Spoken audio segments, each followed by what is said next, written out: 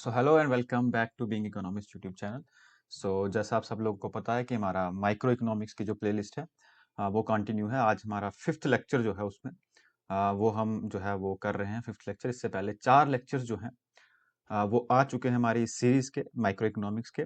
और एक चीज़ मैं आपको बता दूं कि मैक्रो इकोनॉमिक्स के भी जो हमारी सीरीज है, जो हमारी प्लेलिस्ट है, वो स्टार्ट हो चुकी है। उसका भी फर्स्ट लेक्चर जो है वो आ चुका है। अगर आपने अभी तक इससे पहले के चार लेक्चर नहीं देखे तो वीडियो के डिस्क्रिप्शन में आपको उनका लिंक दिखेगा। वहां से जाके पहले वो वाले लेक्चर्स आप देखें, उसके बाद फिफ्थ लेक्चर देखें, क्योंकि हर एक लेक्चर जो है वो क्रोनोलॉजिकली जो है हमने प्रिपेयर किया है, ताकि आपकी बेटर अंडरस्टैंडिंग जो है कंसेप्ट के साथ हो सके। इसलिए मैं सजेस्ट करूंगा कि पहले आप जाके आपने जो चार लेक्चर हैं जो इससे पहले हमने लिए माइक्रो इकोनॉमिक्स के, वो देखें और फिफ्थ इस लेक्चर पे आए, फिफ्थ लेक्चर पे। और एक चीज कि आपका जो मैक्रो इकोनॉमिक्स है उसकी फर्स्ट जो लेक्चर है वो आ चुका है, काफी इंपॉर्टेंट और कंसेप्चुअल चीजें जो है उसमें हमने शेयर करी हैं। वो भी लेक्चर जो है चैनल पे आपको मिलेगा। उसकी प्लेलिस्ट अलग से बनी है मैक्रो इकोनॉमिक्स की, माइक्रो इकोनॉमिक्स की अलग से प्लेलिस्ट है। दोनों की वीडियोस जो है वो कंटिन्यू आ रही हैं।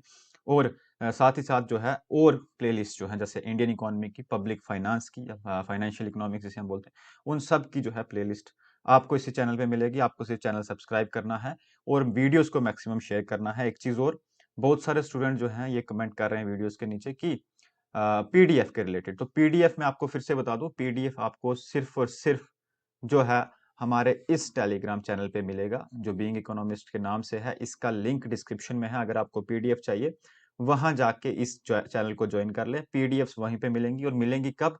जब मैं ये लेक्चर सीरीज कंप्लीट कर लूंगा। आप सबको पता है, इससे पहले भी हम जब लेक्चर्स लेते हैं, चाहे वो पब्लिक उसका फाइनेंस अकाउंट असिस्टेंट की बात हो या पंचायत की बात हो या कोई भी जो सीरीज मैंने इससे पहले ली है, तो सीरीज खत्म होने के बाद ही मैं पीडीएफ जो है वहां पे देता हूं। उससे पहले मैं पीडीएफ नहीं दूंगा। पूरी पीडीएफ कंबाइन जो कंपाइल्ड होगी वो आपको आपके टेलीग्राम चैनल पे मिल जाएगी। ठीक है, होपफुली ये आप जो है लेक्चर्स को पूरा देखेंगे, पेशेंटली देखेंगे, और एंड पे आपको स्टडी मटेरियल जो है वो मिल जाएगा टेलीग्राम पे। ठीक है, इसके साथ साथ मैं आपको ये भी बता दूं कि हमारा जो इंस्टाग्राम का चैनल है, ठीक है, यहाँ पे आप देखेंगे हमारा इंस्टाग्राम का जो हैंडल है उसका लिंक भी जो है आपको डिस्क्रिप्शन में मिल जाएगा। आप वो वाला चैनल जो है वो भी जो वहां पे भी जाके उसे ज्वाइन करें। और वहां भी आप जो है, अगर आपको कोई क्वेश्चन क्वेरी हो तो आप मुझे वहां पे आप पूछ सकते हैं। और आप मुझे पर्सनली भी जो है इंस्टाग्राम पे फॉलो कर सकते हैं अगर आपको कोई भी क्वेश्चन क्वेरी हो। ठीक है, इसी के साथ आपको पता है हमारे चार लेक्चर जो है वो हो चुके हैं, अलग अलग कंसेप्ट उसके जो है हमने वो पढ़ा। लास्ट लेक्चर जो था हमारा वो हमने पढ़ा कंज्यूमर थ्योरीज के रिलेटेड। ठीक है, यूटिलिटी से हमने उसे स्टार्ट किया था। यहाँ पे आप देखेंगे यूटिलिटी से उसे हमने स्टार्ट किया और डिफरेंस देखा हमने कार्डिनल और ऑर्डिनल यूटिलिटी का। ठीक है, डिफरेंस देखा कार्डिनल और ऑर्डिनल यूटिलिटी का। और जितनी भी चीजें मैंने आपको समझाई, एट द एंड, उस लेक्चर के एंड में मैंने आपको बोला कि ये सारी चीजें हम किस लिए पढ़ रहे हैं, ताकि हम फाइंड आउट कर सकें कंज्यूमर इक्विलिब्रियम। अब ये कंज्यूमर इक्विलिब्रियम क्या है, ये चीजें डिस्कस करने से पहले मैं आपको यहाँ पे आप सबसे पहले एक चीज जो है वो आपको समझाऊंगा। यहाँ पे देखिए, तो हम जो है एक्चुअल में कंक्लूड करना चाहते हैं या पढ़ना चाहते हैं या पहुंचना चाहते हैं कंसेप्ट पे, जिसका नाम है कंज्यूमर इक्विलिब्रियम। ठीक है, जिसका नाम है कंज्यूमर इक्विलिब्रियम। अब कंज्यूमर इक्विलिब्रियम को फाइंड आउट करने के आपके पास में दो तरीके हैं, यानी दो तरह से और भी थ्योरीज हैं। जब हम आगे और पढ़ेंगे तो मैं आपके साथ में और भी थ्योरीज जो है वो डिस्कस करूंगा, जैसे रिवील्ड प्रेफरेंस थ्योरी है, ठीक है, या और किसी तरह की थ्योरीज है। ठीक है, वो सारी भी हम डिस्कस करेंगे। बट मेजर जो है वो दो तरह की थ्योरीज हैं आपके सामने। ठीक है, फर्स्ट है आपकी कार्डिनल यूटिलिटी। ठीक है, consumer equilibrium using cardinal approach और consumer equilibrium using ordinal approach. ठीक है, इसे क्या बोलेंगे? कार्डिनल अप्रोच, और इसे बोलेंगे ऑर्डिनल अप्रोच। ठीक है, इसमें अब आपका जो क्वेश्चन बनता है वो ये है कि consumer equilibrium using cardinal utility analysis, और दूसरा question consumer equilibrium using ordinal utility analysis. ठीक है, ऑर्डिनल एनालिसिस। ठीक है, ये दो आपके क्वेश्चन बनते हैं। अब यहां पे देखिए, जो आपका कार्डिनल यूटिलिटी है, इसमें फर्दर आपके दो कंसेप्ट हैं। ठीक है, कार्डिनल यूटिलिटी में या कार्डिनल अप्रोच में आपके दो हैं। एक है सिंगल क्यूमिडिटी। क्या है? Single commodity. और दूसरा है two commodity case, two commodity, two commodity case. एक है सिंगल क्यूमिडिटी केस और दूसरा two commodity case. Ordinal utility में या ऑर्डिनल कंसेप्ट में या ऑर्डिनल अप्रोच में हम पढ़ते हैं क्या, इनडिफरेंस कर्व। क्या पढ़ते हैं, इनडिफरेंस कर्व। ठीक है, अंडरस्टूड। तो ये आपकी क्रोनोलॉजी जो है, ये फ्लो चार्ट जो है, वो आपको हमेशा माइंड में रखना है। सबसे पहले कंज्यूमर इक्विलिब्रियम को जानने के लिए आपके पास में दो अप्रोचेस हैं, एक है कार्डिनल यूटिलिटी अप्रोच और दूसरी है ऑर्डिनल यूटिलिटी अप्रोच। कार्डिनल में भी दो आपके सब पार्ट हैं, एक है सिंगल क्यूमिडिटी केस और दूसरा है डबल क्यूमिडिटी या टू क्यूमिडिटी केस। और ऑर्डिनल में हमारे पास में एक ही अप्रोच है, इसका नाम है इनडिफरेंस कर्व। इतनी चीज आपको समझ आ गई। आज का जो लेक्चर है वो consumer equilibrium using cardinal utility approach हम पढ़ने वाले हैं, जिसमें हम सिंगल क्यूमिडिटी और टू क्यूमिडिटी केस दोनों देखेंगे। ठीक है, और दूसरी तरफ है आपका consumer equilibrium using ordinal utility approach, indifference curve वाला। इससे हम अलग लेक्चर में, यानी इसके बाद वाला 6th लेक्चर जो होगा उसमें डिस्कस करेंगे। तो आज का जो करंट लेक्चर है वो आप पढ़ेंगे consumer equilibrium using cardinal utility approach. तो यहां पे आप देखेंगे कि यहां पे आपके पास में है कंज्यूमर इक्विलिब्रियम। अगर हम यहां से शुरू करें कंज्यूमर इक्विलिब्रियम से, तो कंज्यूमर इक्विलिब्रियम का आखिर मीनिंग क्या है पहले वो समझेंगे। तो उस दिन भी मैंने आपको थोड़ा रफली जो है इसके बारे में आइडिया दिया कि सपोज कि एक कंज्यूमर जो है वो किसी मार्केट में जाए। ठीक है, मार्केट में जाता है और वो एक्सपेक्ट करता है कि जिस चीज को वो खरीदने के लिए जा रहा है, जैसे हमने उस दिन एग्जांपल ली, एप्पल की एग्जांपल ली, ऑरेंज या किसी भी चीज की एग्जांपल लो, तो उससे उसको कितनी सेटिस्फेक्शन मिलने वाली है, कितनी यूटिलिटी मिलने वाली है। ठीक है, तो एक तरफ तो आ गई कंज्यूमर की, एक तरफ आ गई कंज्यूमर की एक्सपेक्टेशंस। ठीक है, क्या आ गई, कंज्यूमर की एक्सपेक्टेशंस, कंज्यूमर की एक्सपेक्टेशंस। और दूसरी तरफ आ गया कि उससे एक्चुअल में उससे कितनी यूटिलिटी मिली, तो मतलब दूसरी तरफ आ गया एक्चुअल यूटिलिटी। अब यहां पे ध्यान से देखें, ये जो कंज्यूमर इक्विलिब्रियम है ये आपका डिफरेंस है।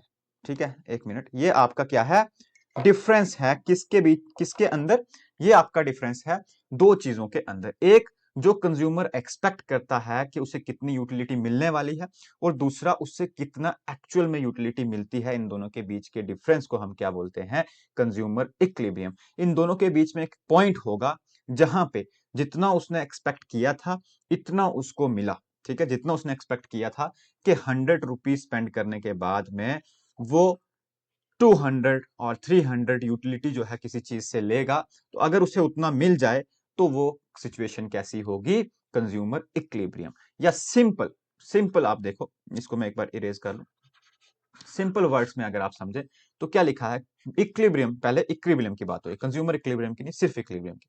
इक्विलिब्रियम क्या होता है, एक ऐसी स्टेट होती है जहां पे अब कोई टेंडेंसी नहीं होती चेंज की, जहां पे कोई टेंडेंसी नहीं होती चेंज की, यानी आप एक ऐसी सिचुएशन में पहुंच गए हैं जहां से आप खुद से नहीं चाहते कि ये चेंज हो, या फिर वो चेंज होने की टेंडेंसी उसमें ना हो। ठीक है, उसमें कोई चेंजेस ना हो। ठीक है, अब देखें, consumer is said to be in equilibrium. अब कंज्यूमर इक्विलिब्रियम क्या है, कंज्यूमर कब इक्विलिब्रियम में होगा, व्हेन ही और she does not intend to change, जब वो चेंज ना करना चाहे, किसको, हिज और हर लेवल ऑफ कंजम्पशन। अब आपने बोला कि आपने 3 एप्पल कंज्यूम किए, अब आप नहीं चाहते कि इससे ज्यादा और कंजम्पशन आप करें, आपको आपकी मैक्सिमम सेटिस्फेक्शन जो है वो 3 एप्पल से मिल गई, 3 यूनिट एप्पल के जो आपने लिए उससे मिल गई। अब आप नहीं चाहते कि अब आप और जो है एप्पल को कंज्यूम करें, तो इट मींस कि ये जो 3 यूनिट्स ऑफ एप्पल हैं, यहां पे आपका कंज्यूमर इक्विलिब्रियम हो गया है, जहां पे कि आप ड्राइव कर रहे हैं मैक्सिमम सेटिस्फेक्शन। ठीक है, 10, अब क्या मीनिंग है इसका कंक्लूड करके, consumers equilibrium refer to a situation where the consumer has achieved maximum possible satisfaction from the quantity of commodities purchased। अब यहां पे ध्यान से देखना, परचेज्ड गिवन हिज और हर इनकम। मैंने बोला ना इनकम कंस्ट्रेंट है यहाँ पे, कि आप 100 रुपए लेके मार्केट में गए, ₹100 लेके मार्केट में गए, और आपने एक्सपेक्ट किया कि इससे आप अगर इस 100 रुपीज से अगर आप 5 एप्पल, फॉर एग्जाम्पल, वैसे तो ज्यादा एप्पल भी कंज्यूम कर सकते हैं, पर एग्जाम्पल के तौर पे अगर आप 5 एप्पल भी कंज्यूम, आप सोच के गए कि मैं मार्केट में जा रहा हूँ 100 रुपीज लेके, अगर मैंने इससे 5 एप्पल भी खरीद लिए तो मेरी सेटिस्फेक्शन, जो मेरी यूटिलिटी है वो मैक्सिमाइज हो जाएगी, और आपको इन 100 रुपए से 5 जो है एप्पल मिल गए, तो आपकी क्या होगा, कंज्यूमर इक्विलिब्रियम होगा। और इसी के साथ साथ गिवन प्राइस, प्राइस क्यूमिडिटी का भी ध्यान में रखते हुए मान के चलें कि एक एप्पल जो है वो 20 रुपीज का है, एक एप्पल जो है वो 20 रुपीज का है। कितने का, 20 रुपीज। 20 × 5, आपने 5 एप्पल लिए तो आपका कितना हो गया, 100। ठीक है, आपका कितना हो गया, 100। तो जितने भी आपके पास में रुपी थे वो आपने टोटल स्पेंड कर दिए, और आपने जो एक्सपेक्ट किया था कि मुझे 5 एप्पल की जो है यूटिलिटी इतनी जो है मुझे सेटिस्फाई करनी है, वो भी आपकी सेटिस्फाई हो गई। तो यहां पे हम बोलेंगे कि आप कंज्यूमर जो है वो इक्विलिब्रियम में है।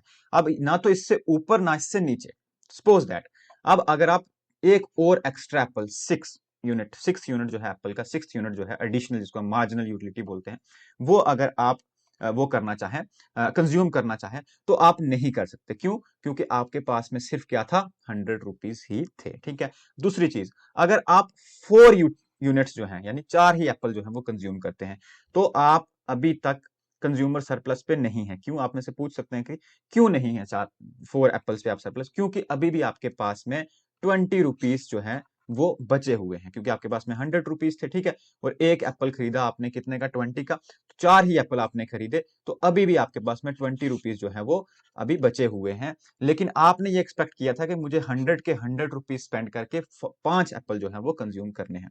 ये पूरा कंसेप्ट आपको आगे और समझ में आएगा जब हम क्या पढ़ेंगे, वन क्यूमिडिटी केस। यहां पे देखेंगे आप सिंगल क्यूमिडिटी केस और डबल क्यूमिडिटी केस के कैसे जो ये है प्रोसेस जो है वो काम करता है। ठीक है, नेक्स्ट यहाँ पे एक बार मैं इसको इरेज कर लूं, यहाँ पे आप देखेंगे आगे आपके पास में, जैसा हमने ऑलरेडी डिस्कस किया कि दो तरह से आप कंज्यूमर इक्विलिब्रियम को फाइंड आउट कर सकते हैं, निकाल सकते हैं। एक है कार्डिनल यूटिलिटी और दूसरा है ऑर्डिनल यूटिलिटी। ठीक है, कार्डिनल यूटिलिटी जो है वो मार्शल यूटिलिटी एनालिसिस है, यानी मार्शल ने दी है। और जो ऑर्डिनल है, मैंने ऑलरेडी बताया, वो इनडिफरेंस कर्व है, जो कि किसने दी, जे आर हिक्स ने। किसने दी, जे आर हिक्स ने। तो यहां तक आपको समझ आ गया होगा कि कंज्यूमर इक्विलिब्रियम का क्या मतलब है। कंज्यूमर इक्विलिब्रियम के बाद किस तरह से कंज्यूमर इक्विलिब्रियम फाइंड आउट हो सकता है, तो दो ही तरीके हैं, कार्डिनल यूटिलिटी, ऑर्डिनल यूटिलिटी। जो लास्ट लेक्चर था उसमें इसको पढ़ने से पहले मैंने आपको बताया था कि कार्डिनल यूटिलिटी और ऑर्डिनल यूटिलिटी के बीच का डिफरेंस क्या है। ठीक है, होपफुली आपको याद होगा, मैं तभी बोल रहा हूं, अगर आपने इससे पहले के लेक्चर नहीं देखे तो आप सीरियल वाइज लेक्चर देखें, क्योंकि हम चीजों को क्रोनोलॉजिकली जो है वो समझ रहे हैं, कर रहे हैं। तो इससे पहले मैंने आपको पढ़ाया था कि क्या है कार्डिनल यूटिलिटी, क्या है ऑर्डिनल यूटिलिटी, दोनों में डिफरेंस क्या है, इसको किसने दिया, ठीक है, इनके मीनिंग्स क्या है, इनमें डिफरेंसेस क्या है, ठीक है, इनमें सिमिलरिटीज क्या है। तो ये सारी चीजें हम पहले 4th लेक्चर में करके आए हैं, और उसके बाद हम 5th लेक्चर पे जो है आज इसकी कंज्यूमर इक्विलिब्रियम जो है वो पढ़ रहे हैं। तो सबसे पहले आपके पास में आ गया, क्योंकि जैसा आपको बोला है मैंने कि आज के लेक्चर में हम सिर्फ कार्डिनल यूटिलिटी एनालिसिस ही करने वाले हैं, ऑर्डिनल यूटिलिटी एनालिसिस जो है वो नेक्स्ट लेक्चर में करेंगे, 6th लेक्चर में। तो आपके सामने है क्या, सबसे पहले कार्डिनल यूटिलिटी एनालिसिस। तो थ्योरी ऑफ कंज्यूमर बिहेवियर है, ये आपको पता है, जिसमें हम यूज कर रहे हैं यूटिलिटी का कंसेप्ट। सब चीजें आपको पता है, अगर आप फर्स्ट लेक्चर से मुझे फॉलो कर रहे हैं तो कैसे जो है हम स्टडी कर रहे हैं, आपको पता होगा कि कंज्यूमर बिहेवियर से कैसे हम यूटिलिटी वाले लेक्चर पे आए, और यूटिलिटी से अब हम जो है किस पे आ रहे हैं, कार्डिनल यूटिलिटी। तो ये जो कंसेप्ट है पूरा, ये किसने दिया है, एल्फ्रेड मार्शल ने। ठीक है, हम ऑलरेडी इसको डिस्कस कर चुके हैं। तो इसमें सबसे पहला केस है हमारा, first case, consumer equilibrium in case of single commodity. Consumer equilibrium in case of single commodity. Suppose that, अब सिंगल क्यूमिडिटी क्या है कि एक कंज्यूमर है जो मार्केट में जा रहा है, जो मार्केट में जा रहा है और वहां पे कंज्यूम कर रहा है सिर्फ एक कम्युनिटी को, किसी एक सिंगल कम्युनिटी को, जैसा कि होता नहीं है, बट हम मान के चल रहे हैं कि आप मार्केट में गए और आपने सिर्फ एक ही चीज खरीदी। ठीक है, आप या मैं या कोई भी कंज्यूमर जो है वो मार्केट में गया और उसने सिर्फ एक ही चीज जो है वो वहां से परचेज की, एक ही चीज बाय की। ठीक है, उसे बोलेंगे सिंगल कम्युनिटी केस, जो टोटली एक सब्जेक्टिव कंसेप्ट है, ऐसा होता नहीं है। जब भी कोई कंज्यूमर जो है मार्केट में जाएगा तो वो एक से ज्यादा चीजें खरीदेगा, जिस केस को हम यहां पे देखेंगे नेक्स्ट। ठीक है, ये देखेंगे आप इसमें, यहां पे टू और मोर क्यूमिडिटी केस, यानी जब एक से ज्यादा चीजें, जो कि ज्यादा रियलिस्टिक कंसेप्ट है वन क्यूमिडिटी केस के कंपेयर में। ठीक है, तो अभी हम पढ़ रहे हैं क्या, वन क्यूमिडिटी केस, जिसमें से कि क्वेश्चन आपसे पूछा था। क्वेश्चन कहां से आता है वो भी मैं अभी आपको बताऊंगा। इसका basically consumer equilibrium find out करने का जो फॉर्मूला है उसमें से आपको क्वेश्चन जो है वो पूछा जाता है।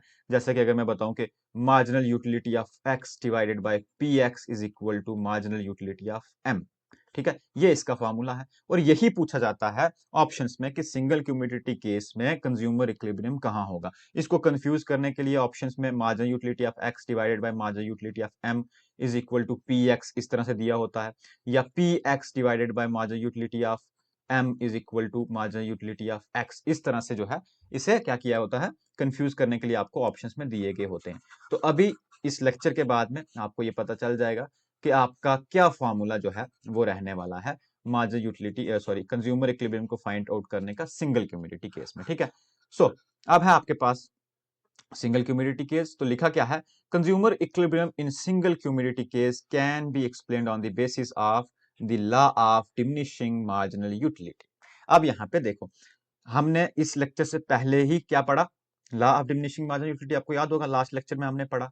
वो मैंने आपको पहले इसीलिए पढ़ाया क्योंकि वो लॉ इस पर्टिकुलर केस में यूज होगा। ठीक है, अब आपको याद होगा कि ये लॉ क्या कहता था, law of diminishing marginal utility का क्या मतलब था कि जैसे जैसे 1 2 3 4 यूनिट्स जो हैं कोई कंज्यूमर कंज्यूम करता जाएगा तो उससे मिलने वाली यूटिलिटी, मार्जिनल यूटिलिटी या टोटल यूटिलिटी पहले तो ज्यादा होगी, ठीक है, लेकिन बाद में क्या होगा, वो कम होती जाएगी। ठीक है, इस तरह से वो कम होती जाएगी जैसे जैसे एडिशनल यूनिट जो है वो कंज्यूम करता जाएगा कोई एक कंज्यूमर। ठीक है, इतनी चीज आपको याद है। अब देखें, how does the consumer decide as how much to buy a good, ये चीज है आप इसमें इंपॉर्टेंट समझने वाली। अब आप गए तो सही मार्केट में, आप एप्पल कंज्यूम करते जा रहे हैं, एक एप्पल लिया, दो एप्पल लिए, तीन एप्पल लिए। अब कंज्यूमर को कैसे पता चलेगा कि उसको कहां तक एप्पल्स को बाय करना है, किसके अकॉर्डिंग, उसकी यूटिलिटी के अकॉर्डिंग। जाहिर सी बात है कि उसे कौन बताएगा कि तुझे कितने एप्पल की जरूरत है, उसकी जो यूटिलिटी है उसके अकॉर्डिंग। उस यूटिलिटी के अकॉर्डिंग हमें कैसे पता चले, ये जो मार्जिनल यूटिलिटी है, एक्स में लिख रहा हूं मतलब गुड एक्स, कि ये जो यूटिलिटी है ये किस चीज के इक्वल होगी, जब कंज्यूमर को पता चले कि अब मुझे इससे ज्यादा कंजम्पशन नहीं करनी। वही चीज हमें यहाँ पे सीखनी है, हमें पढ़नी है। It will depend upon two factors, कौन कौन से फैक्टर हैं, एक तो प्राइस जो ही और शी पे for each unit which is given, ठीक है, जो कि जो वो एप्पल खरीद रहा है उसका जो प्राइस है, पहली चीज एप्पल का जो प्राइस है एक तो उस पर डिपेंड करता है। दूसरा यूटिलिटी ही और शी गेट्स, जो कि यूटिलिटी मिल रही है, यूटिलिटी, यूटिलिटी और प्राइस इन दो चीजों पे डिपेंड करता है कि कितना कोई कंज्यूमर किसी चीज को कंज्यूम करेगा। ठीक है, अंडरस्टूड, ये तो सिंपल सी बात है। ठीक है, अब देखें यहां पे, at the time of purchasing a unit of commodity, a consumer compare the prices of the given commodity with its utilities. Price को सबसे पहले हम यूटिलिटी से कंपेयर करेंगे। Consumer will be at equilibrium कहां पे, when marginal utility in term of money equal to price paid for the commodity. अब देखो यहां पे M U X is equal to P X. अब हमें यह बताया गया कि कंज्यूमर कहां पे इक्विलिब्रियम में है, जहां पे जो मार्जिनल यूटिलिटी उसको मिल रही है, किससे, उस चीज से जिसको वो कंज्यूम कर रहा है, जब वो इक्वल होगा किससे, प्राइस से। जब वो इक्वल होगा किससे, प्राइस से। यानी आपने 10 रुपए एक एप्पल के लिए दिए, तो आप ये मान के चलते हैं कि आपको 10 यूटिल्स, आपको याद है ना यूटिल्स का यूनिट मैंने आपको बताया था, ठीक है, यूटिलिटी को मेजर करने का यूनिट क्या है, यूटिल्स।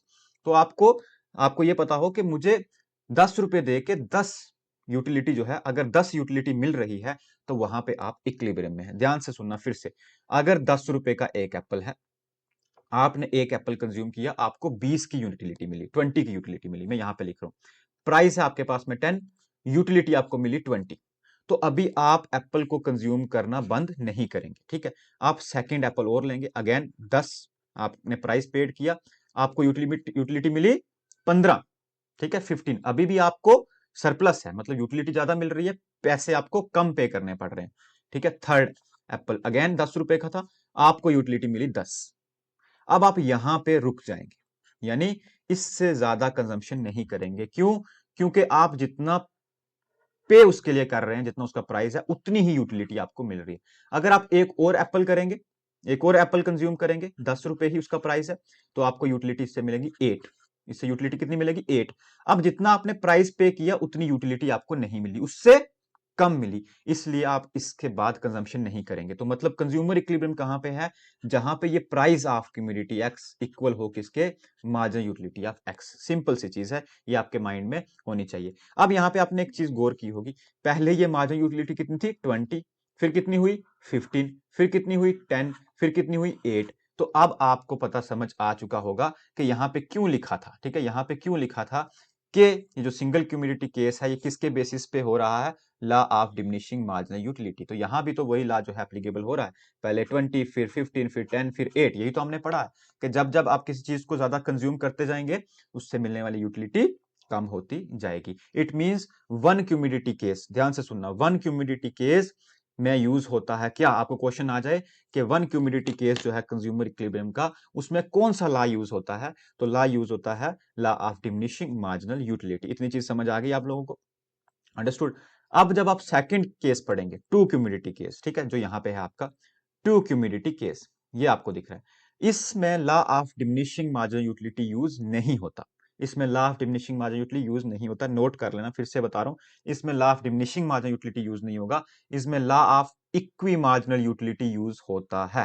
ये law of equi marginal utility क्या है, जब हम टू क्यूमिडिटी केस पढ़ेंगे अभी तो मैं आपको समझाऊंगा। बस आपको अभी याद रखना है कि वन क्यूमिडिटी केस में law of equi marginal, law of diminishing marginal utility use होगा, और टू क्यूमिडिटी केस में law of equi marginal utility use होगा। या दो लॉ हैं, आपको हमेशा याद रखने।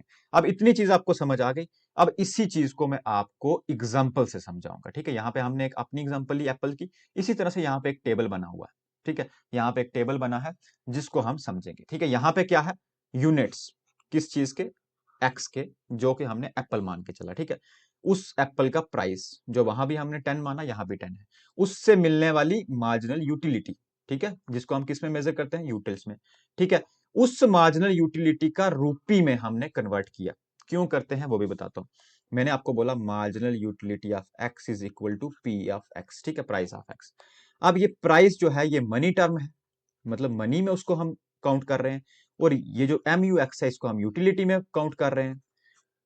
तो इस चीज को बैलेंस करने के लिए कि इस तरफ भी यूटिलिटी है, इस तरफ भी यूटिलिटी होनी चाहिए, इसलिए हम एक नई टर्म लाते हैं, उसका क्या नाम है, मार्जिनल यूटिलिटी ऑफ मनी। क्या है, marginal utility of money. Easy language में आपको बता दूं, लेमैन लैंग्वेज में आपको बता दूं, इसका मतलब क्या है। इसका मतलब है जो 10 रुपए आप लेके मार्केट में जा रहे हैं, आप क्या एक्सपेक्ट कर रहे हैं कि उस 10 रुपए से आपको कितनी यूटिलिटी मिलेगी।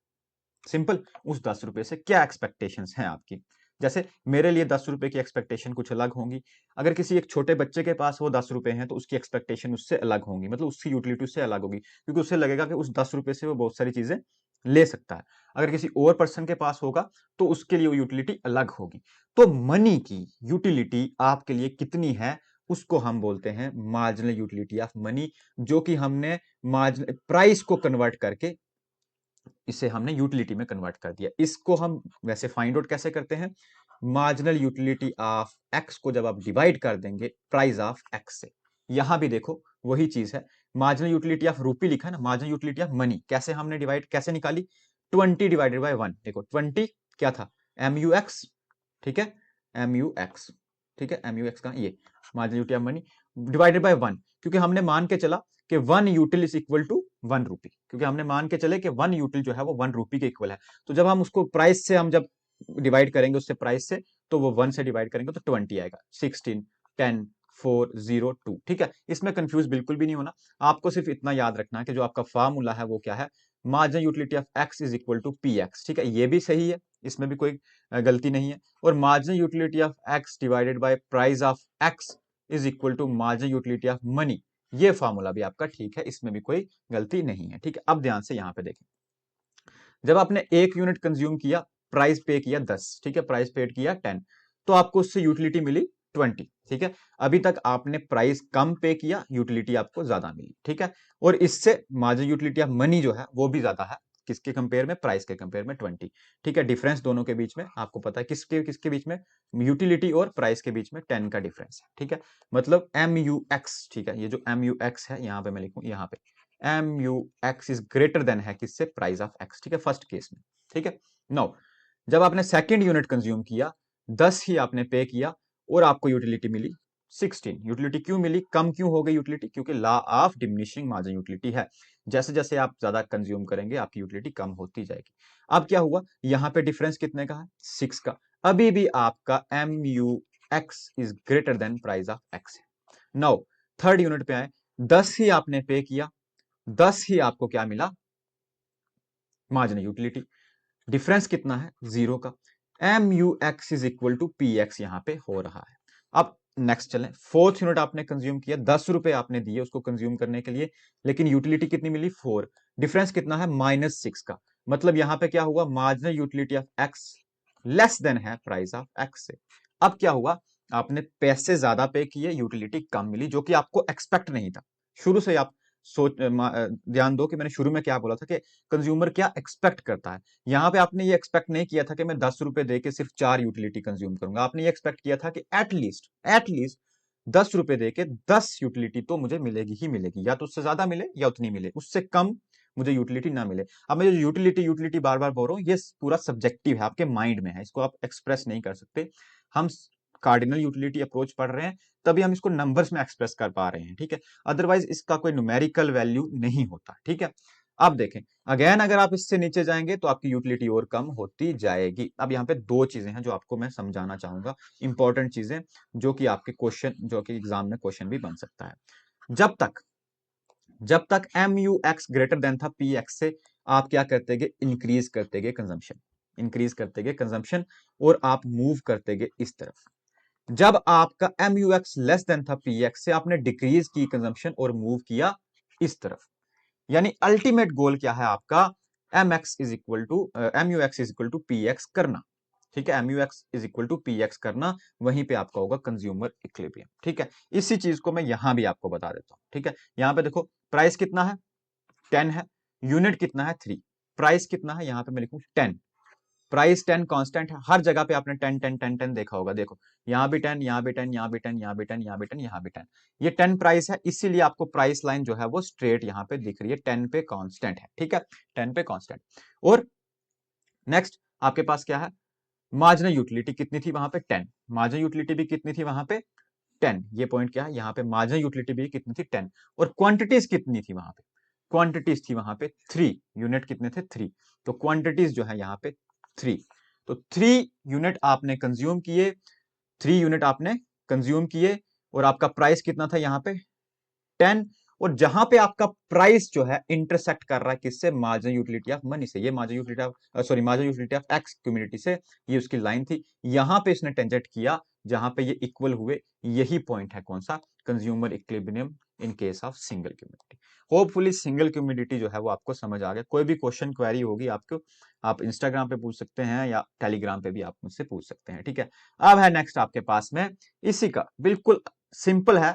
इसी तरह से अगर आप एक कम्युनिटी को छोड़ के एक से ज्यादा कम्युनिटीज को कंज्यूम करें, ठीक है, एक से ज्यादा कम्युनिटीज को कंज्यूम करें, तो जैसे कि law of diminishing marginal utility apply होता है सिंगल कम्युनिटी में, लेकिन रियल लाइफ में कंज्यूमर नॉर्मली कंज्यूम करता है एक से ज्यादा चीजें, ठीक है। इन 3 लाइनों में क्या लिखा है कि law of diminishing marginal utility apply होता है सिंगल कम्युनिटी में, but in real life consumer consume करता है एक से ज्यादा चीजें। In such situations, law of equimargin utility helps in optimum allocation of his income, helps in optimum allocation of his income। अब आपके पास 100 रुपीज थे, हमने जो एग्जांपल ली, और आपको सिर्फ एक एप्पल ही मार्केट में जाके खरीदना था। सिंपल था कि 10 रुपए 20 रुपए का हमने एग्जांपल ली थी, एप्पल था, और आपने 20 रुपए को 5 एप्पल में डिवाइड कर दिया, और आपके 100 रुपीज पूरे जो थे वो स्पेंड हो गए। ये तो सिंपल था। अब प्रॉब्लम क्या है, अब प्रॉब्लम यह है कि आपको अब आपको क्या करना है, मार्केट में जो कंज्यूमर जा रहा है वो सिर्फ एप्पल कंज्यूम नहीं करेगा, वो यहां से इस 100 रुपीज को क्या करेगा, डिफरेंट डिफरेंट चीजों में एलोकेट करेगा। हो सकता है उसे 4 चीजें खरीदनी हो, 5 चीजें खरीदनी हो, उसे फ्रूट्स खरीदने हो, वेजिटेबल्स खरीदनी हो, कोई शॉपिंग करनी हो, ठीक है, अलग अलग चीजों में उसको क्या करना है, उसे डिवाइड करना है, किसको, इस 100 रुपीज को। तभी यहां पे लिखा है कि जो उसकी इनकम है, हिज इनकम, उससे वो कैसे एलोकेट करेगा। अब क्योंकि उसके पास में एक कम्युनिटी तो है नहीं, अलग अलग कम्युनिटी है, इसलिए law of equimarginal utility, law of equimarginal utility is based on the law of diminishing marginal utility. ये भी उसी पे बेस्ड है, but according to the law of equimarginal utility, a consumer will be in equilibrium. कहां consumer equilibrium में होगा, when the ratio of marginal utilities, ठीक है, मार्जिनल यूटिलिटीज की ratio of a community to its price, community to its price equal to the ratio of marginal utility of other commodities price equal to marginal utility of Y of price of Y, यानी एक की marginal utility की ratio जो है उसके price से वो दूसरे की मार्जिनल यूटिलिटी के रेशियो के इक्वल हो। लेट अस, यहां पे देखो, लेट एक कंज्यूमर की एग्जांपल ली हमने जो कि दो चीजें खरीद रहा है, good X and Y, then equilibrium जो है वो कहां पे होगा, MUX divided by X is equal to MUY divided by PY is equal to MUM of money। यानी ये आपके सामने जो है फॉर्मूला। अगर एक कंज्यूमर एक से ज्यादा चीजों को कंज्यूम कर रहा है, यहां पे गुड वन, ये गुड वन है, यहां पे गुड सेकंड और यहां पे गुड थर्ड, तीन चीजों को वो कंज्यूम कर रहा है, तो जब इन तीन चीजों के, तीनों गुड्स के मार्जिनल यूटिलिटी और प्राइस के रेशियो, यानी MUX divided by PX, MUY divided by PY, MUZ divided by PZ is equal to MUM, मतलब मार्जिनल यूटिलिटी ऑफ मनी के इक्वल होगा, जितना उसने एक्सपेक्ट किया है कि वो कितना उससे अटेन करेगा। जब ये सिचुएशन होगी तब कंज्यूमर जो है वो इक्विलिब्रियम में होगा। ठीक है, किस केस में, 2 और मोर कम्युनिटी केस में। इसी चीज को यहां पे मैंने अच्छे से एक्सप्लेन करके आपको बताया है इस टेबल में। ठीक है, ध्यान से देखेंगे, एक कंज्यूमर है जिसके पास में 24 रुपीज है। ठीक है, यहां पे मैं ऑलरेडी लिख लेता हूँ 24 रुपीज। ठीक है, 24 रुपीज है जिसको कि उसने स्पेंड करना है टू गुड्स पे, गुड एक्स और गुड वाई पे। ठीक है, यहां पे आपको दिखेगी ये है good X, sorry good Y, और ये है गुड एक्स। और एक चीज, जो गुड एक्स है वो 2 रुपी पर यूनिट है और जो गुड वाई है वो 3 रुपी पर यूनिट है। ठीक है, यहां पे मैं लिखूं एक्स गुड जो है वो 2 रुपए की एक है और वाई गुड जो है वो 3 रुपए की एक है। इतनी चीज समझ आ गई आपको। अब देखें टेबल को, यहां पे यूनिट वन जब उसने खरीदा तो उसको यूटिलिटी मिली गुड एक्स से 20 की और गुड वाई से 24 की। ध्यान से सुनना, गुड एक्स से वाई की, गुड एक्स से 20 की और गुड वाई से 24 की। जब इस 20 को हमने 2 से डिवाइड किया, 2 से क्यों डिवाइड किया, क्योंकि देखो ये एक्स का केस है। 2 से क्यों डिवाइड किया, क्योंकि प्राइस ऑफ एक्स कितना है 2, और हमें पता है हमें क्या करना है, मार्जिनल यूटिलिटी ऑफ एक्स को डिवाइड करना है प्राइस ऑफ एक्स से, तभी तो हमें मिलेगा क्या, मार्जिनल यूटिलिटी ऑफ मनी। यही तो हमने पहले भी देखा ना ये। ठीक है, तो marginal utility of X divided by price of x, तो यूटिलिटी कितनी 20, प्राइस कितना है 2। यहां पे देखो प्राइस कितना था 2। ठीक है, यहां ऊपर भी लिखा है प्राइस कितना है मार्जिनल यूटिलिटी ऑफ एक्स का 2। ठीक है, यहां पे देखो 2। अब जब उसने सेकेंड यूनिट कंज्यूम किया, उससे मार्जिनल यूटिलिटी ऑफ एक्स में मिली 18। फिर अगेन 18 को हमने डिवाइड किया किससे, 2 से। यहीं पे same example, marginal utility of Y कितनी मिली 24, डिवाइड किया 3 से। 3 से क्यों, क्योंकि वाई का प्राइस कितना है 3। Marginal utility of Y divided by price of Y, marginal utility of Y divided by price of Y, Y का प्राइस क्या है 3। इसी तरह से जैसे जैसे वो कंजम्पशन करता जाएगा, जो जो यूटिलिटीज हमें मिल रही है एक्स की, जो जो यूटिलिटीज हमें मिल रही है वाई की, उनको हम उनके प्राइसेस से डिवाइड करेंगे तो हमें क्या मिलेगा, रूपी वर्थ। रूपी वर्थ का क्या मतलब, हमें मिलेगा MUM। हमें क्या मिलेगा, MUM। अब ये MUM क्या है, मार्जिनल यूटिलिटी ऑफ मनी, जो पहले भी मैं डिस्कस करके आपसे आया हूं कि इसको कैसे फाइंड आउट करते हैं, marginal utility of X divided by P of x. तो ये जो 10 9 8 7 6 5 हमें मिल रहा है, ये क्या है, मार्जिनल यूटिलिटी ऑफ मनी। मतलब कि आपने क्या एक्सपेक्ट किया था कि 1 रुपी से या 2 रुपी से, यानी 1 यूनिट कंज्यूम करने से आपको कितनी यूटिलिटी मिलने वाली है, वो एक्सपेक्टेशंस जो है हमें ये वो बता रहा है। ठीक है, यूटिलिटी की मनी वैल्यू। ठीक है, सिंपल, यूटिलिटी की मनी वैल्यू। ठीक है, मार्जिनल यूटिलिटी ऑफ मनी। अब जब आपको ये मिल गया तो अब ध्यान से देखें, यहां पे जाके, कहां पे, यूनिट 4 पे, यूनिट 4 पे और यूनिट 6 पे। ठीक है, ध्यान पे दें, यहां भी आपको इससे 7 यूटिलिटी मिल रही है, यहां भी यूटिलिटी 7 मिल रही है और यहां भी यूटिलिटी 5 मिल रही है। अब हमने फॉर्मूला में क्या पढ़ा, जहां पे MUX is equal to MUY is equal to MUZ, यानी जितनी भी गुड्स होंगी, इस केस में हमारे पास कितनी गुड्स हैं, 2 हैं। Marginal utility of X, price of X is equal to marginal utility of Y divided by price of Y is equal to marginal utility of money. अब हमें इस फार्मूला के according consumer equilibrium find out करना है इस particular table में। ठीक है, तो देखो आप यहां पे कंज्यूमर के पास 24 रुपीज थे। ठीक है, यहां पे मैंने लिखा भी हुआ है, कंज्यूमर के पास 24 रुपीज है, एक्स गुड 2 रुपए की है, वाई गुड 3 रुपए की है। ठीक है, अब देखें, अगर कंज्यूमर बाय करे 6 यूनिट ऑफ एक्स, अगर कंज्यूमर बाय करे 6 यूनिट, यहां पे 6 यूनिट ऑफ एक्स, किसके, एक्स के। ठीक है, तो उससे कितना मिलता है, 10 यूटिलिटी मिलती है। जिससे कि मार्जिनल यूटिलिटी ऑफ मनी कितनी मिलती है 5 की। यहाँ पे देखो, इसको मैं इरेज कर देता हूँ एक बार, यहाँ पे ये वाला जहां पे मैं स्टार बना रहा हूँ, ठीक है, स्टार यहाँ पे।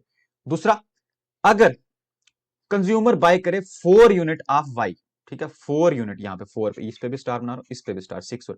जब 4 यूनिट ऑफ वाई करे तो यहां पे भी उसको कितना मिल रहा है, 5 की मार्जिनल यूटिलिटी ऑफ मनी मिल रही है, यहां पे 5 की यूटिलिटी मिल रही है, यहां पे। अब एक कैलकुलेशन देखो, ठीक है, अब देखो वाई के कितने यूनिट उसने लिए, 6 यूनिट। वाई के कितने लिए, 6 यूनिट, सॉरी एक्स के कितने यूनिट लिए, 6 यूनिट। और एक्स कम्युनिटी जो है वो कितने रुपीज की है, 2 रुपीज की।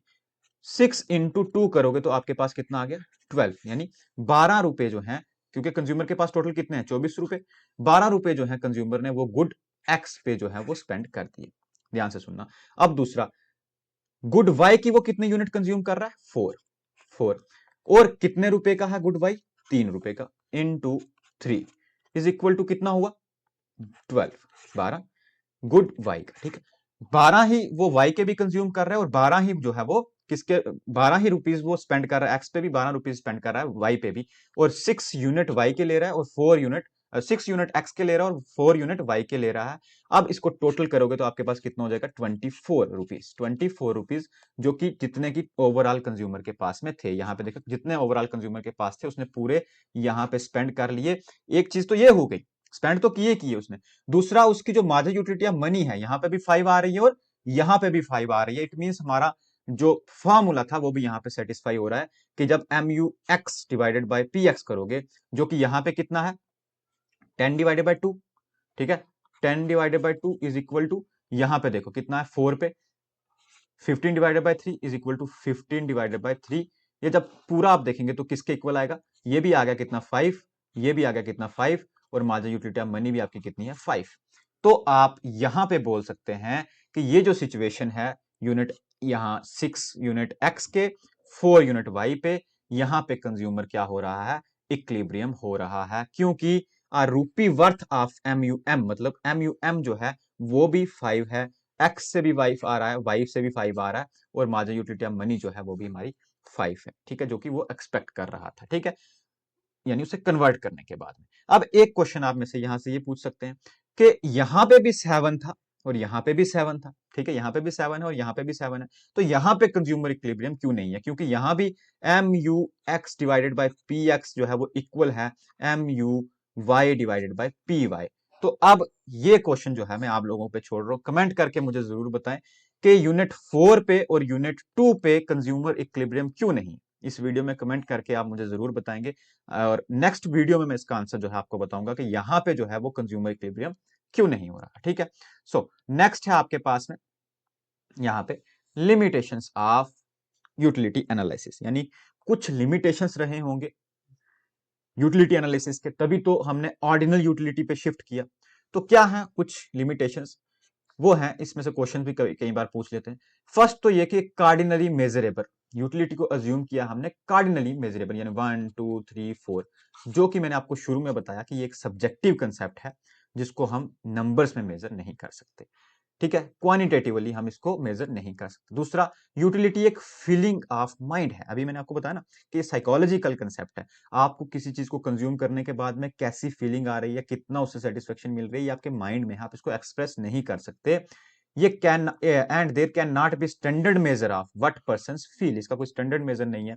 जैसे कि हमने एक अपना मेजर बना दिया, क्या, यूटिल्स, यूटिलिटी में यूटिल्स बना दिया ना, तो ऐसा कोई स्टैंडर्ड यूनिट नहीं है, जिस वजह से हम ये बोलते हैं कि इससे क्रिटिसाइज किया गया कि इसको cardinal utility, sorry ordinal utility analysis को, कार्डिनल यूटिलिटी एनालिसिस को, जिसके बाद हमारा क्या आया, ऑर्डिनल यूटिलिटी, ठीक है, जिसका मतलब क्या है वो पिछले वाले लेक्चर से, पहले वाले लेक्चर में मैंने बताया कि कैसे उसको मेजर करते हैं। तो नेक्स्ट लेक्चर हमारा किस पे होने वाला है, ऑर्डिनल यूटिलिटी पे। इंपॉर्टेंट लेक्चर है, इंडिफरेंस कर्व को हम अच्छे से कवर करेंगे। चैनल को जरूर सब्सक्राइब करें, वीडियोस को मैक्सिमम शेयर करें, और जो क्वेश्चन मैंने पूछा है वो मुझे जरूर बताएं इस वीडियो में।